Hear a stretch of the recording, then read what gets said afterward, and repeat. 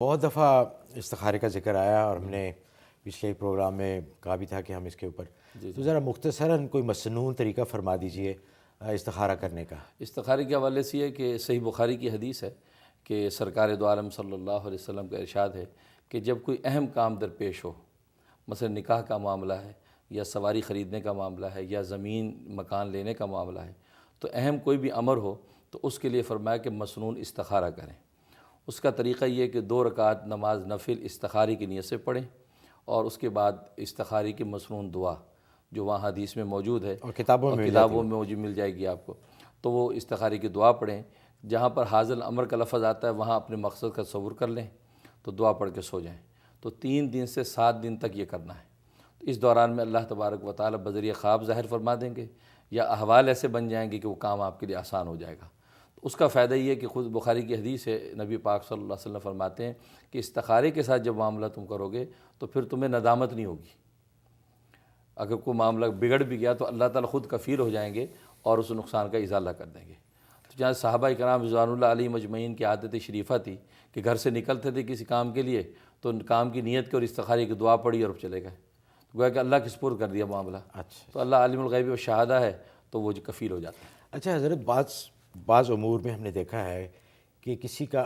دل اس کام کی طرف زیادہ راغب ہوتا ہے، جی جیسے اگر رشتے کا ہی معاملہ ہے تو دل تو چاہ رہا ہے کہ یہاں رشتہ ہو جائے، صحیح، ساتھ میں استخارہ بھی کر لیا۔ جی اب استخارے میں خواب تو نہیں آیا لیکن چونکہ دل ویسے ہی راغب تھا، پہلے سے دل کر رہا تھا کہ یہاں پہ رشتہ ہو جائے، جی تو اس میں پھر کیا ہے؟ وہ پھر اس میں علماء نے ایک صورت یہ لکھی ہے کہ اگر متردد ہے دل، جی اگر ڈبل مائنڈڈ ہے انسان کا دل تو استخارہ کر لیں،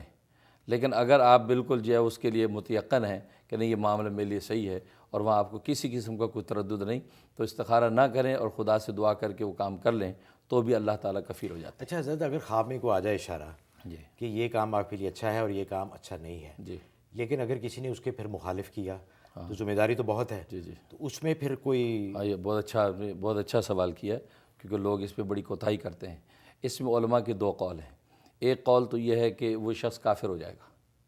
اس لیے استخارے کا مطلب ہے کہ اللہ سے آپ نے ایک مشورہ طلب کیا، اللہ نے مشورہ دے دیا، آپ نے عین اس کے خلاف کیا، تو یہ اللہ کی توہین ہے اور اللہ کی توہین کفر ہے۔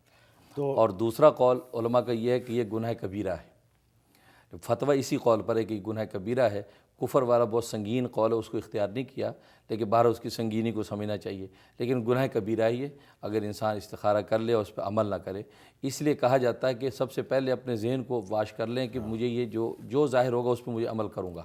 پھر استخارہ کریں تو اس کے مطابق فیصلہ کر سکتے ہیں۔ تو حضرت کوئی شوقیہ استخارہ نہیں کرنا چاہیے کیونکہ بہت بڑی ذمہ داری ہے، بالکل آپ اللہ کا مشورہ لے رہے ہیں اور پھر اگر اس کے خلاف جائیں خلاف کیا تو تو یہ تو واقعی بڑی پھر کوتاہی، تو اس لیے سوچ سمجھ کے استخارہ کرنا چاہیے۔